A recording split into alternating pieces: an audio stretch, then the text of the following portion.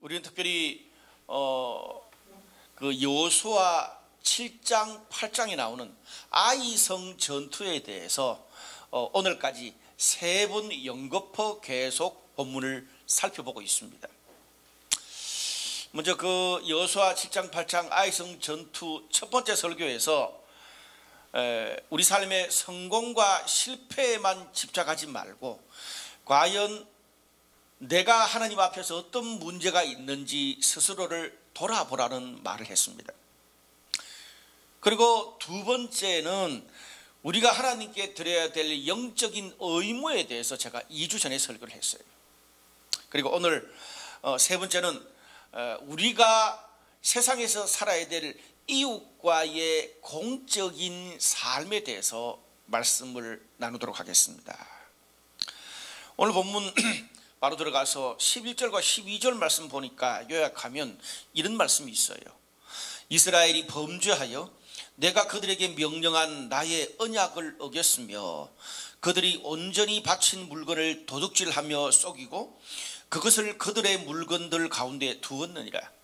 그러므로 이스라엘 자손들이 그들의 원수 앞에 능히 맞서지 못하고 그 앞에서 돌아섰나니 그 온전히 바친 물건을 너희 중에서 멸하지 아니하면 내가 다시는 너희와 함께 있지 않겠다. 하나님이 다시는 너희와 함께 있지 않겠다라고 선포하셨습니다. 오늘 이 본문을 통해서 성경이 이스라엘 백성들이 보잘것없는 작은 아이성 전투에서 실패한 이유를 두 가지로 이야기를 해줍니다. 그것은 하나님께서 이스라엘 백성들에게 요구했던 하나님께 마땅히 드려야 될 것을 도둑질하는 게 하나 있고, 또 두 번째는 하나님의 정의를 위해서 심판해야 할 것을 그들이 제대로 하지를 못했습니다. 하나님께 드려야 될 것, 또 하나님의 심판을 제대로 행하지 못했던 겁니다. 그래서 하나님께서 너희 삶에서 이것을 바로잡지 않으면 내가 다시는 너희와 함께 있지 않겠다라고 이야기를 한 거죠. 그래서 비상이 걸린 이스라엘 백성들이 제비를 뽑고 당시 그들의 방법대로 자신들의 문제가 무엇인지를 살펴보기 시작했습니다.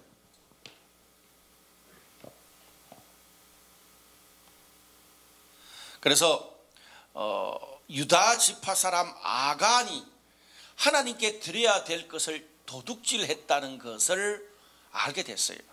그래서 20절에서 26절까지 말씀을 보면 아간이 크게 한 세 가지 정도를 도둑질했어요. 하나는 시날산의 아름다운 외투 한 벌, 그리고 은 200세겔, 금 50세겔을 훔쳐가지고 자기 기거하는 장막에 숨겼다, 그렇게 이야기를 했어요. 도대체 뭐 훔친 게 어느 정도길래 이렇게 돌에 맞아 죽었을까? 아간이 훔친 이 시날산의 외투는요, 당시에 금실로 짜고 최고의 보석으로 만든 왕이나 고관 대작들이 입는 외투였습니다. 요즘으로 치면 명품 중에 명품 외투죠. 뭐 에르메스 외투 정도 될까요? 자, 그리고 그 다음에 은 200세겔, 금 50세겔이 나와요. 그 과거에 그 중동, 고대 중동 지방의 이 무게 단위인데 1세겔은 요즘으로 치면 11.4g입니다. 이것은 은 2280g, 금 570g이더라고요. 제가 뭐 금은 시세를 이번 주말 시세로 제가 한번 환산을 해봤어요. 이번 주말 금은 시세로 아간이 훔친 것들을 팔게 될 경우에 은은 무려 8,500만 원 상당이 되고 금은 4,500만 원 상당이 돼요. 1억이 훌쩍 넘어요. 그런데 요즘 돈으로 그렇잖아요. 그런데 당시 아간이 이것들을 숨겼을 때에 이스라엘 백성들은 나라도 없이 광야와 가나안 땅을 떠돌던 백성이었습니다.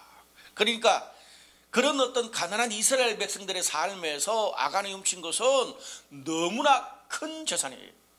그것을 하나님 앞에서 도둑질했다는 거죠. 그래서 이스라엘 백성들이 하나님의 명령에 따라서 아간이 훔친 것을 다 가져와서 백성들 앞에서 그것을 다 풀어놓고 증거를 잡습니다.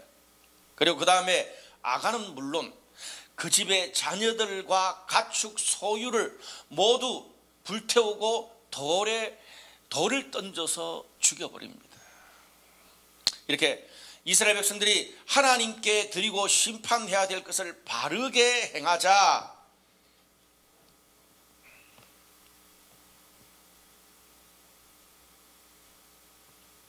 하나님께서 다시 이스라엘 백성들과 함께 하셔가지고 여호수아 8장에 두 번째 아이성 전투에서는 승리하게 하셨어요. 무슨 말입니까? 이스라엘 백성들 안에 있는 그런 하나님이 요구하시는 그런 어떤 불의를 다 뿌리 뽑고 나니까 하나님이 다시금 아이성 전투에 승리를 주신 거죠. 그런데 여기서 한 가지 의문이 생깁니다. 하나님께 드려야 될 것을 이렇게 엄청나게 도둑질한 아간을 심판하는 것은 오케이. 근데 아간이 도둑질한 것 때문에 그의 자녀들과 모든 재산들까지 다 불태우게 하고 돌을 던져 죽인 것은 너무 과하고 잔인한 행동 아닌가요? 뿐만 아니라 심지어 그 개인 아간의 죄 때문에 아무런 상관이 없는 의로운 이스라엘 백성 전체에게 연대 책임을 물어서 아이성 전투에서 지게 한 것은 이 하나님이 너무 지나친 처사 아닌가요? 이것에 대해서 학자들 사이에서도 논란이 있을 정도입니다. 생각해 보세요.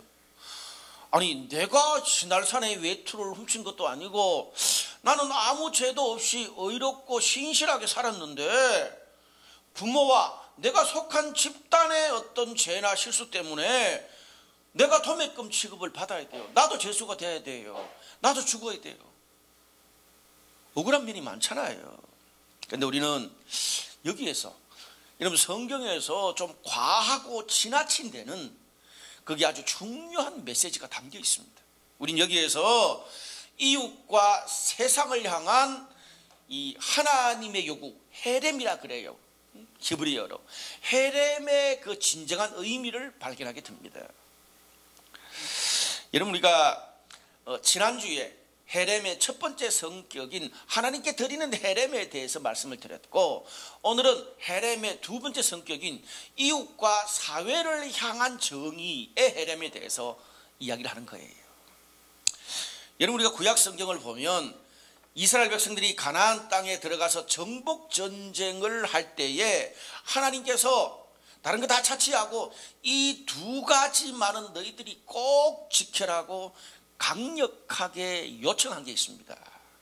하나는 하나님께 드려야 될 것을 마땅히 드리고 두 번째는 하나님의 정의를 세우기 위해서 철저한 심판을 하라는 거예요. 하나님께 드릴 것 드리고 철저히 심판하라. 이 두 가지를 히브리어로 헤렘이라 그래요. 구약 성경에서 가장 중요한 주제 중에 하나예요. 레위기서 27장 또 신명기 13장이 나오는데 그래서 제가 이 아이성 전투를 무려 3번에 걸쳐서 설교를 하는 거예요. 우리가 이것을 모르면 하나님이 이스라엘 백성 심판했다가 이방인들 심판했다가 다시 이스라엘 백성 데리고 와서 이방인 심판하고 그 이방인으로 또 이스라엘 백성 치고 왜 저렇지? 이해가 안 가요.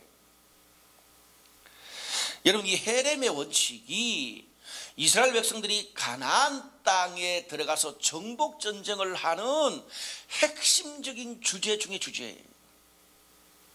하나님이 명령하신 이 헤렘의 원칙을 이스라엘 백성들이 바르게 철저하게 지키지 않을 경우 그들이 죽임을 당하거나 저주를 받기까지 합니다. 자 그러면 이 두 가지를 좀 더 자세하게 한번 설명해 볼게요. 먼저 하나님께 드리는 경우에 이스라엘 백성들이 가나안 땅에 들어가서 전쟁을 했어요. 여리고성 전투, 아이성 전투, 전투를 했어요. 근데 거기서 승리를 했을 경우에 전쟁에서 이긴 사람은 모든 진 사람들의 물건과 사람을 다 가져요. 성까지 전리품을 가지는 거죠. 근데 다른 것은 자기가 다 전리품으로 가지면 되는데 하나님이 정해놓은 게 있어요. 요런 목록들은 나한테 드려라, 성소에 드려라 그렇게 명령했어요. 그 하나님의 명령을 어기면 가차없이 죽였어요. 왜 그렇게 했을까요? 이스라엘 백성들이 행했던 그 전쟁은 그들의 힘과 능력으로 이긴 게 아니라 하나님이 도우시고 하나님이 함께 하셔서 이기고 있고 앞으로도 이길 것이라는 표시였어요. 상징이었어요. 내 삶의 주인이, 그리고 내 가정과 직장과 내 미래의 주인이 하나님이라는 표시가 헤렘, 하나님께 마땅히 드려야 될 것을 드리는 거죠. 이것에 대해서 제가 지난주에 주일 성소와 11조를 이야기하면서 자세하게 말씀을 드렸습니다. 자, 오늘은 헤렘의 두 번째 원칙이 뭐냐 하면, 이스라엘 백성들이 가나안 땅에 들어가서 정복하는 모든 그 땅의 이 성 주민들, 심지어 가축들까지 철저하게 다 죽였어요. 여러분, 이게 이해가 가세요? 우리가 여호수아서에 나오는 이 이스라엘 백성들의 가나안 정복에서 제일 이해가 가지 않는 것 중에 하나가 바로 이거예요. 그들이 정복하는 모든 성을 철저하게 파괴시키고, 그리고 거기 있는 사는 모든 사람, 가축까지 다 싸그리 몰살시켰어요. 그래서 심지어 성경학자들 사이에서도 이 부분이 아주 따끈따끈한 논쟁거리가 될 정도입니다. 왜냐하면 이건 어떤 면에서 너무나 잔인하고 비인도적이라고까지 말할 수 있거든요. 자, 제가 바로 앞에서 뭐라 그랬어요? 성경에서 이게 너무 과하다, 왜 이럴까라는 그런 어떤 이 장면에 가면 하나님의 뜻이 있다 그랬잖아요. 메시지가 있다 그랬잖아요. 여기도 마찬가지예요.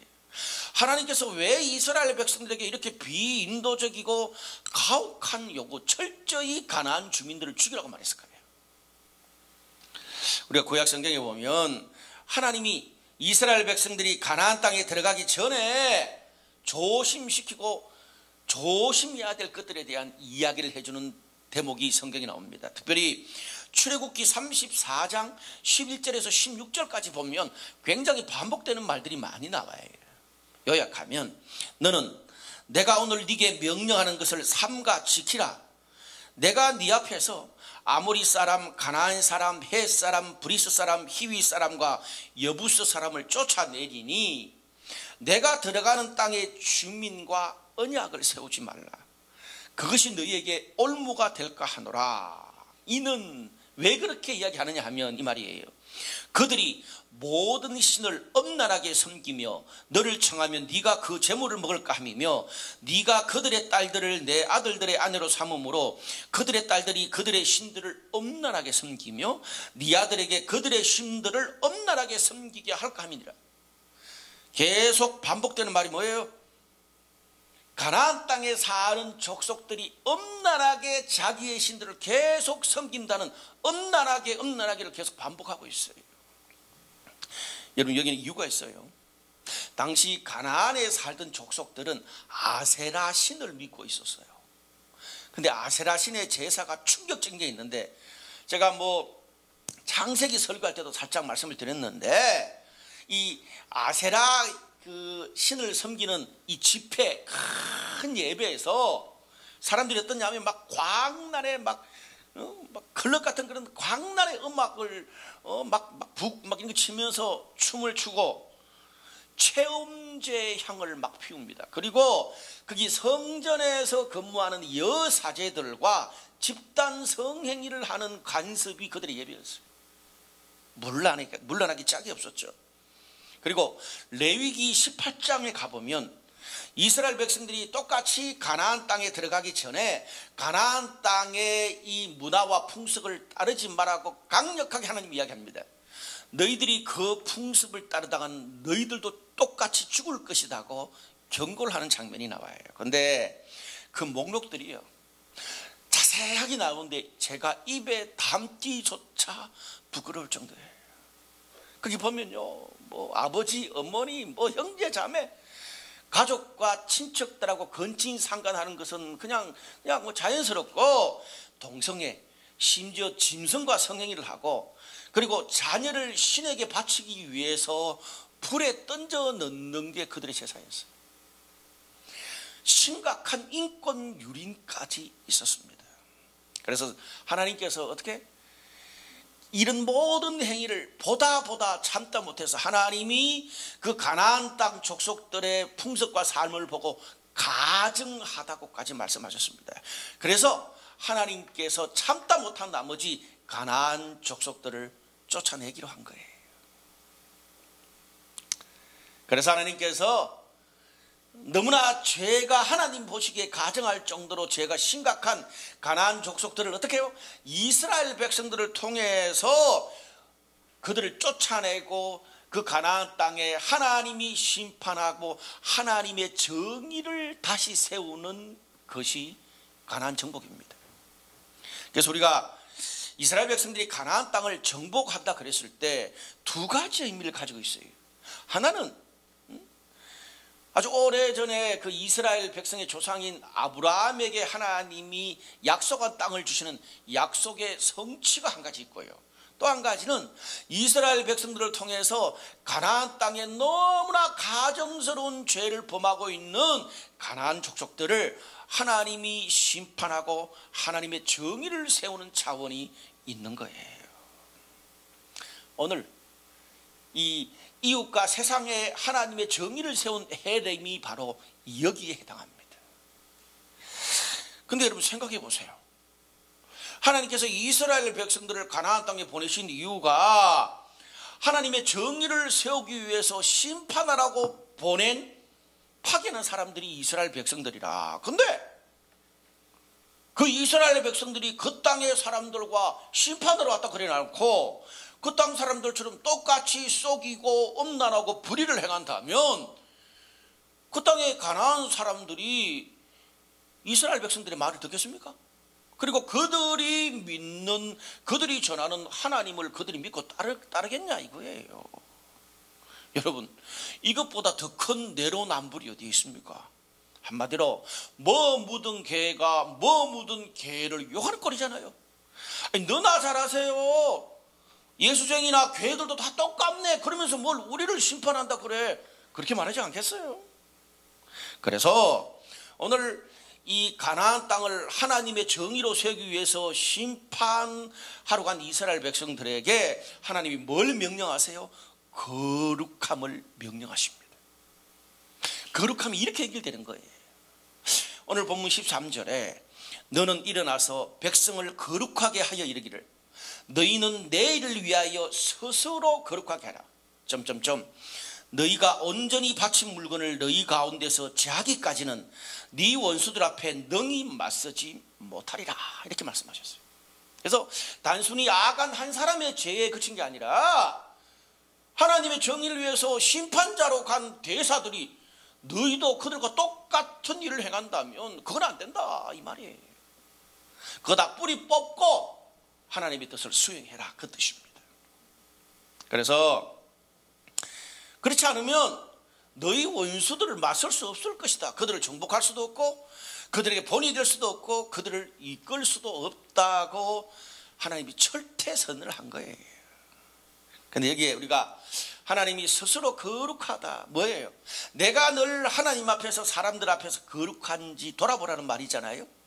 여기에 스스로 거룩하다 그럴 때 거룩하다는 뜻은 카도시라는 히브리어인데 어떤 특별한 목적을 위해서 다른 것과 다르게 구별해서 드리고 구별해서 행동한다는 거예요.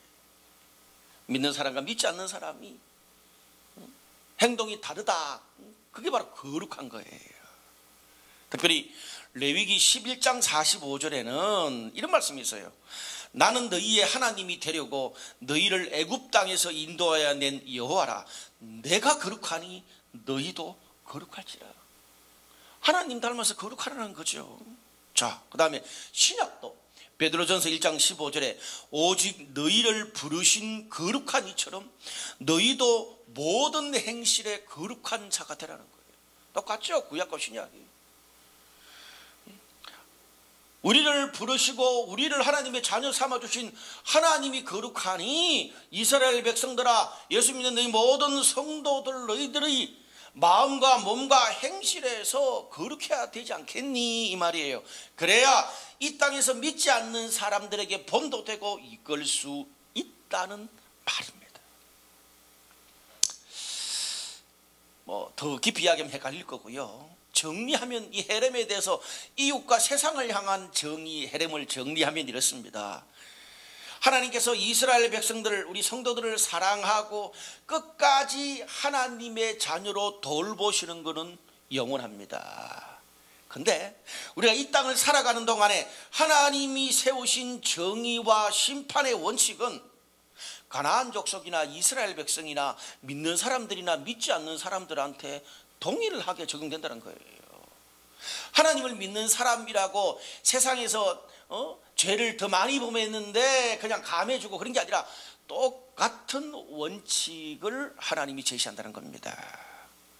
오히려 우리가 오늘 본문을 보면 어떤 면에서 하나님을 믿는 이스라엘 백성들에게 하나님이 훨씬 더 믿지 않는 사람, 가나안 족속들보다 더 엄격한 잣대를 들이대십니다. 그래서 아간 한 사람이 도둑질하고 불의한 것으로 가족뿐 아니라 이스라엘 백성 전체의 연대 책임을 묻는 거예요. 가나안 족속이 그 쫓겨나는 죄보다도 턱없이 적은데 하나님, 믿는 우리 성도들에게, 하나님이 교회에게 더 철저하게 책임을 물으신다는 말이에요. 그것뿐 아닙니다. 가나안 땅에 들어가서 이 모든 족속들을 정복했던 이스라엘 백성들이 이제 거기 터를 잡고 살잖아요. 근데 나중에 가서 그들도 가나안 족속들처럼 하나님을 떠나서 엄난하게 살고 불의를 행하고 약자들의 인권을 유린하자 하나님께서 가차없이 다른 이방 민족들을 데리고 와서 이스라엘 백성들을 가나안 땅에서 쫓아내버립니다. 무섭죠. 이스라엘 백성을 통해서 불의한 이방 민족을 쫓아내는 것처럼 하나님의 사람이고 그리고 이스라엘 백성조차도 그들도 불의하자 하나님이 똑같이 다른 이방 민족을 데리고 와서 가나안 땅에서 이스라엘 백성, 하나님의 사람들을 쫓아내버린다는 거예요. 이것이 이 땅에서 하나님의 정의를 세우시는 헤렘의 원칙입니다. 여러분, 우리가 사는 이 세상, 우리가 이 사회를 이끄는 것은 법, 도덕, 상식이 기준이고 잣대잖아요. 근데 오늘 이 헤렘, 하나님이 요구하시는 헤렘의 원칙을 보면 어떻게 해요? 우리 믿는 성도들에게 요구하는 하나님의 이 헤렘의 원칙이 그냥 하나님을 모르는 세상 사람들의 잣대인 법, 도덕, 정의와 상식의 기준보다 더 높아요, 낮아요? 훨씬 더 높고 고상합니다. 왜? 하나님의 거룩, 하나님의 정의를 요구하고 있잖아요. 여러분, 세상에서는 다른 사람을 살인해야 살인해야 그러는데 예수님 뭐라 그래요? 살인할 마음을 품는 것까지도 죄라 그러잖아요. 하나님의 백성들에게도 훨씬 더 높은 그런 정의, 도덕을 요구하는 거죠. 그래서 오늘 성경에 나와 있는 것처럼 그리스도인들과 교회가 이 잣대, 이 기준이 낮아지고 이걸 잊어버리면 하나님뿐 아니라 가정과 직장, 세상에서 외면받을 수밖에 없다는 거예요. 좀 우리의 신앙의 일상용어로 말하면 내가 믿는 이 신앙이 나한테는 좋은 것인데 이웃과 세상 사람들한테는 불편한 게 되는 거야. 너나 잘났어, 너나 믿어, 내로남불의 신앙이 된다는 말이에요.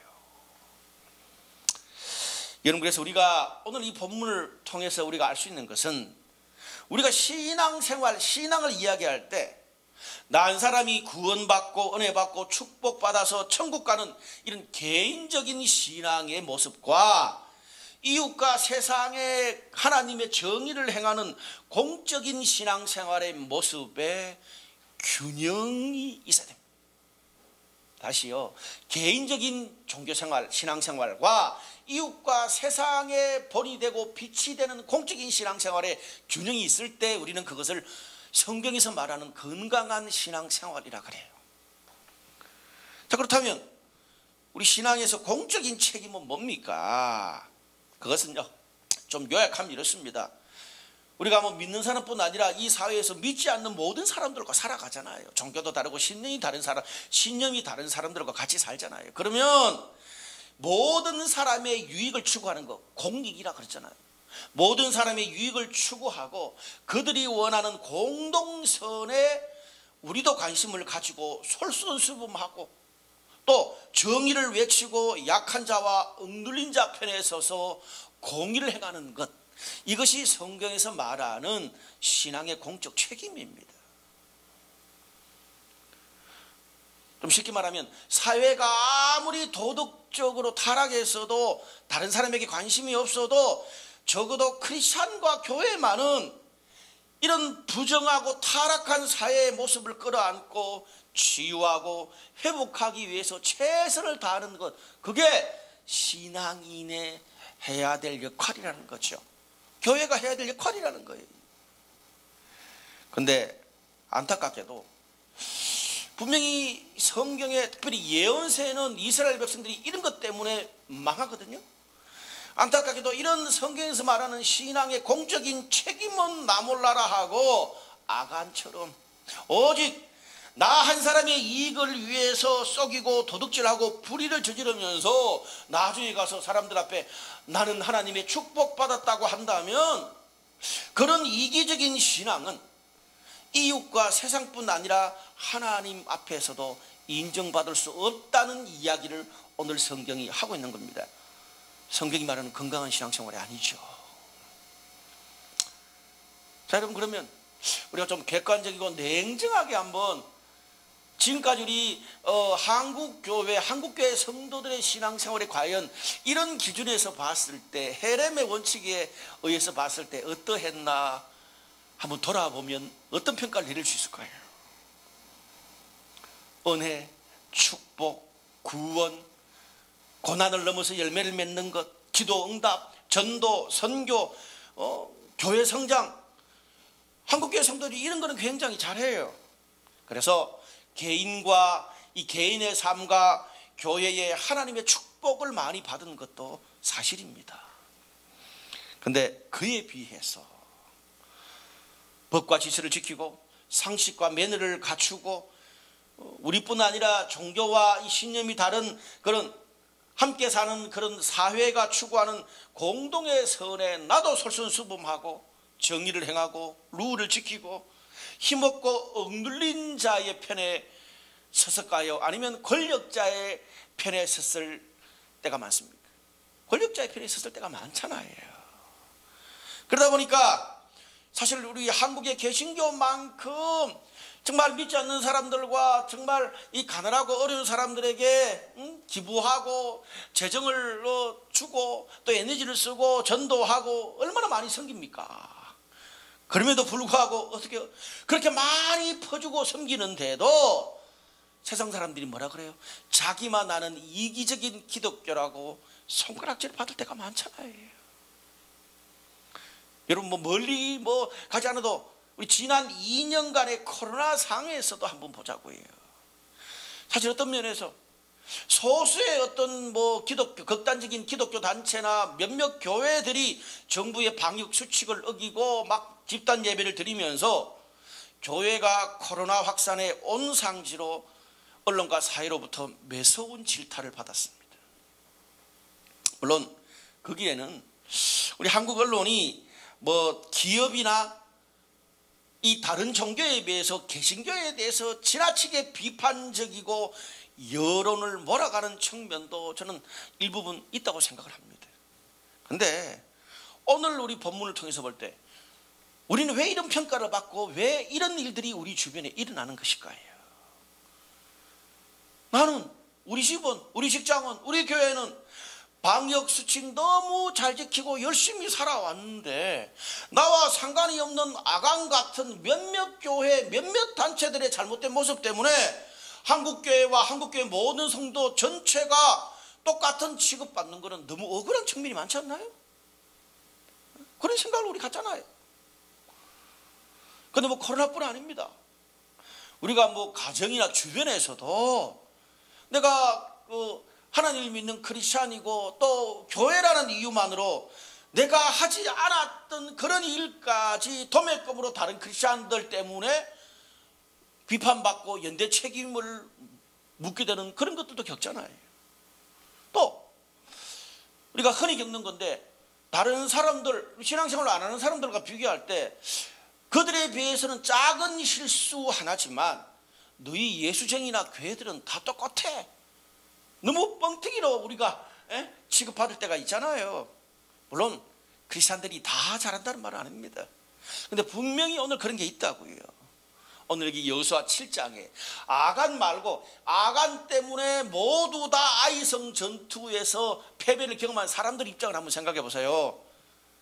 우리가 겪는 비슷한 느낌을 받았을 거예요.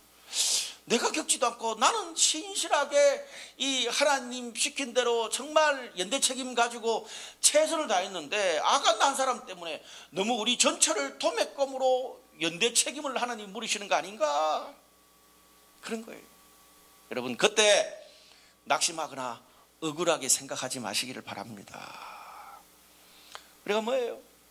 성도와 교회가 이 계기를 통해서 나만 아는 이기적인 신앙에서 벗어나서 더 하나님이 원하시고 이웃과 세상의 본이 되는 더 거룩하고 정의롭고 더 높은 도덕적 기준으로 내 삶과 내 가정과 내 직장이 새롭게 거듭나는 계기가 될 수 있는 것입니다. 오늘 본문에서도 이스라엘 백성들이요, 아간과 그의 가족들을 다 발견해서 돌로 치고 모든 재산을 불살랐어요. 그러고 나니까 무슨 말이에요?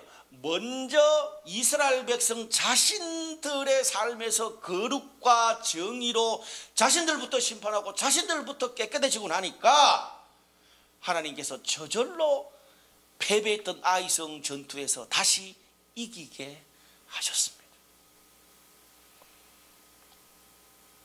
다시 하나님의 인정과 이웃과 세상으로부터의 신뢰와 우리의 자리를 하나님이 높이신다는 말입니다. 아멘.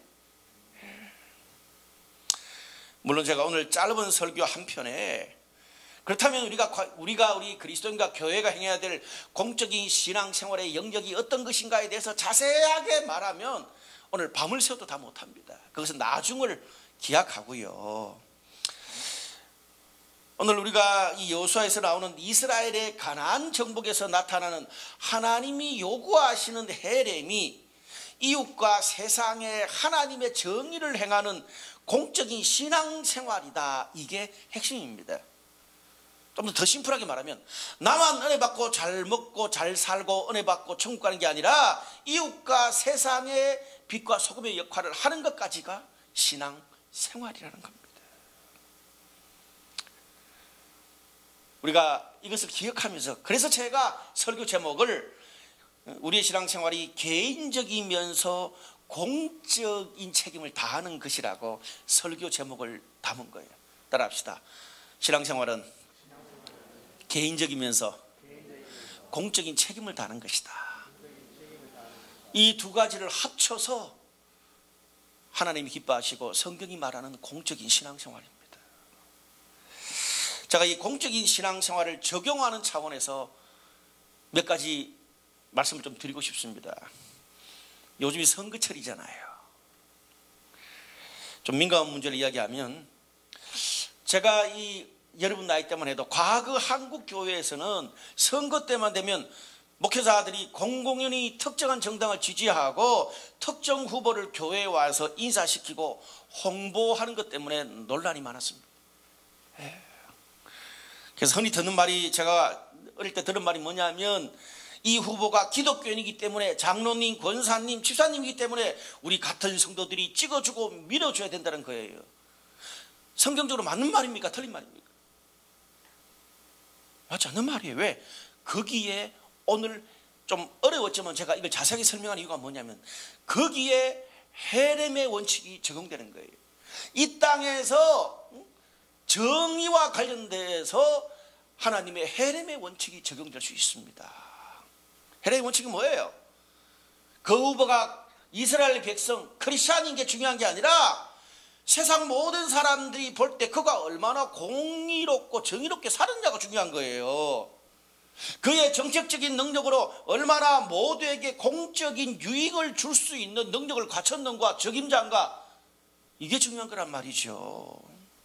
오히려 그리스도인이기 때문에 찍어주세요가 아니고, 내가 그래도 믿지 않는 사람들보다 더 높은 법과 정의, 도덕적 기준을 살았느냐를 말해야지, 만약에 믿지 않는 사람들보다도 더 도덕적으로 정의로 법과 여러 가지 모든 일반적인 잣대를 들이밀었는데 믿지 않는 사람들보다 더 못하다면 가나안 땅에서 쫓겨난 이스라엘 백성들처럼 그들도 쫓겨나야 된다는 말이에요. 또 한 가지, 여러분, 우리가 공적인 책임을 다할 때에, 물론 정말 이렇게 우크라이나에 일어났던 그런 전쟁과 또 5.18 광주혁명이나 정말 우리 모두가 볼 때도 인권이 유린되고 저거는 정말 개입해야 되는 그런 정의의 차원에서는 교회가, 그리스도인이 모두가 그것은 정의를 외쳐야 합니다.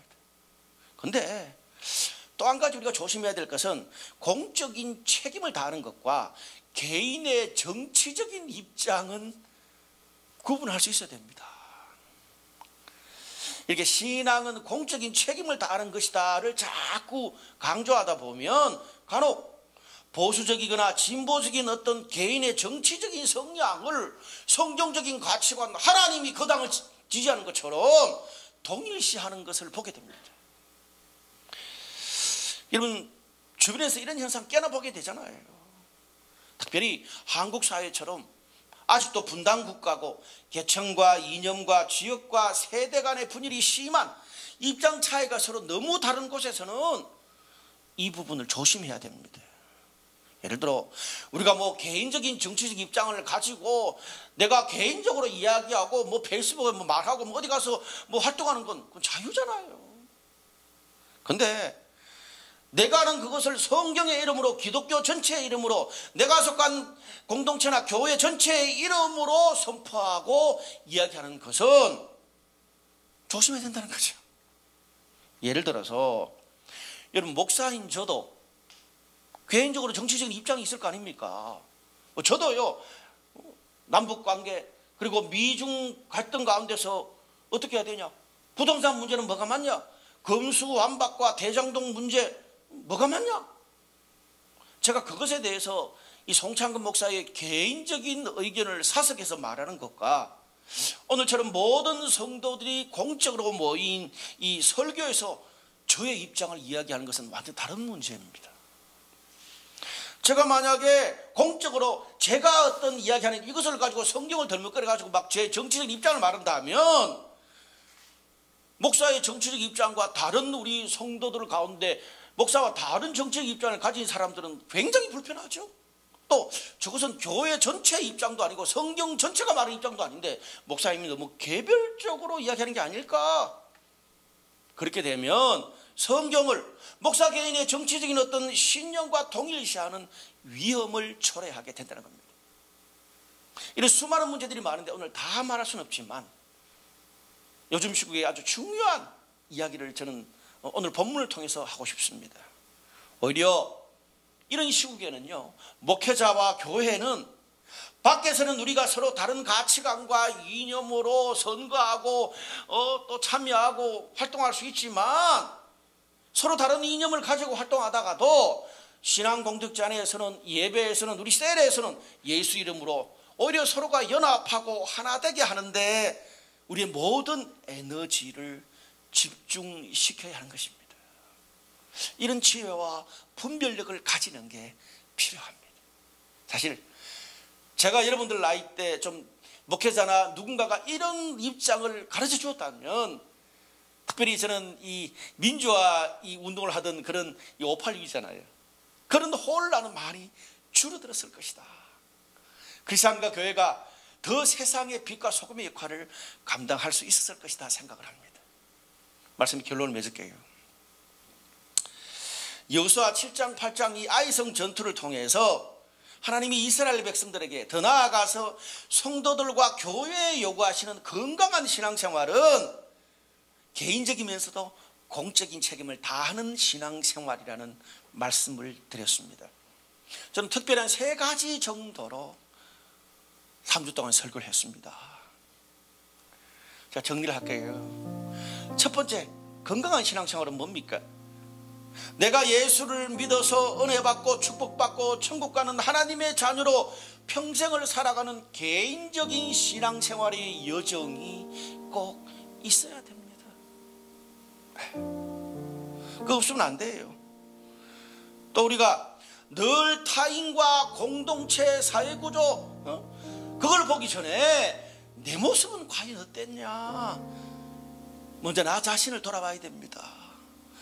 남편 자녀들 이야기하기 전에, 아내 우리 부모님 이야기하기 전에 나 자신 어땠냐, 나를 돌아봐야 되죠.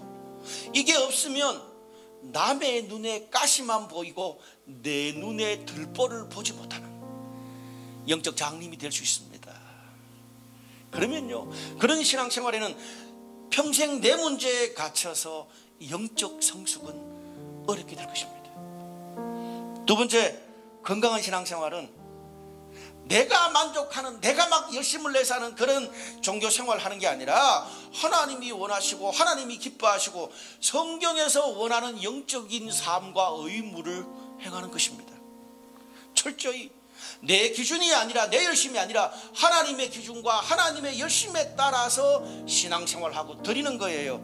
이게 없으면 우리의 신앙생활은 자기 만족, 자기 열정으로 변질될 수 있습니다. 세 번째로, 건강한 신앙생활은 오늘 제가 말씀을 드린 것처럼 이웃과 세상에, 우리와 종교와 신념이 다른 이 세상의 모든 사람의 공익과 공동선에 우리도 솔선수범하고 참여하고 정의를 행하고 약하고 억눌린 자를 존중하는 것이 되어야 됩니다. 여러분, 만약에 우리의 신앙생활에 이런 공적인 신앙생활이 사라진다 하면 우리 그리스도인은 세상에서 가장 나만 아는 이기적이고 내로남불의 신앙이 될 것입니다. 만약 우리 신앙의 방향이 그렇다면, 우리의 삶이 그렇다면, 내가 아무리 선한 의도로 좋은 일을 많이 하고 수많은 사람에게 복음을 전해도 주변 사람들과 세상 사람들에게 그 어떤 신뢰와 영향력을 가지는 것이 어려워질 수 있을 것입니다. 오늘 이 말씀을 들으면서 우리들의 신앙생활 가운데 정말 개인적이면서 공적이고 정말 하나님이 원하시는 그런 건강한 신앙생활을 해서 우리 모두가 행복하고 하나님이 기뻐하시고 우리 가족과 주변 사람, 이웃을 기쁘게 하는 저와 여러분 되시기를 주님의 이름으로 축복합니다.